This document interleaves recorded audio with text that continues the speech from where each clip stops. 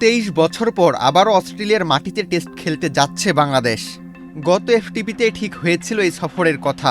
2020 সালের মাঝামাঝি সময়ে বাংলাদেশে দুই দলের সিরিজ হওয়ার কথা থাকলেও করোনা ভাইরাস মহামারীর কারণে তা বাতিল হয়ে যায়। Gold's Gym across 30+ countries. With over 700+ locations worldwide. Train anywhere, belong everywhere. তবে এবার সব জটিলতা কাটিয়ে ভেন্যু ও দিনক্ষণ চূড়ান্ত করেছে ক্রিকেট অস্ট্রেলিয়া। আগস্টে 2 ম্যাচের এই টেস্ট সিরিজ অনুষ্ঠিত হবে। 13 থেকে 17 আগস্ট প্রথম টেস্টটি হবে ডারউইনের মারারা স্টেডিয়ামে। এরপর 22 থেকে 26 আগস্ট দ্বিতীয় টেস্ট আয়োজন করবে গ্রেট ব্যারিয়ার রিফ অ্যারেনা। এই সিরিজের মধ্য দিয়েই 2004 সালের পর প্রথমবারে ডারউইনে ফিরছে টেস্ট ক্রিকেট। একই সঙ্গে প্রথমবারের মতো টেস্ট ম্যাচ আয়োজনের সুযোগ পাচ্ছে ম্যাকাও।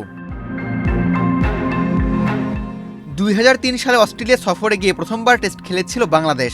সেই সফরে প্রথম ম্যাচটি হয়েছিল ডারউইনে, পরেরটি কেয়ার্নসে। দীর্ঘ বিরতির পর আবার অস্ট্রেলিয়ার মাটিতে লাল বলের ক্রিকেট খেলতে নামছে টাইগাররা। 2017 সালের পর দুই দলের মধ্যে এটি হতে যাচ্ছে প্রথম টেস্ট সিরিজ। বিশ্ব টেস্ট চ্যাম্পিয়নশিপের বর্তমান চক্করের অংশ এই সিরিজ। এর মাধ্যমে অস্ট্রেলিয়ার ব্যস্ত এক মৌসুমের সূচনা হবে। 2024 সালের আগস্ট থেকে 2025 সালের জুলাই পর্যন্ত অস্ট্রেলিয়া অন্তত 20টি টেস্ট ম্যাচ খেলবে।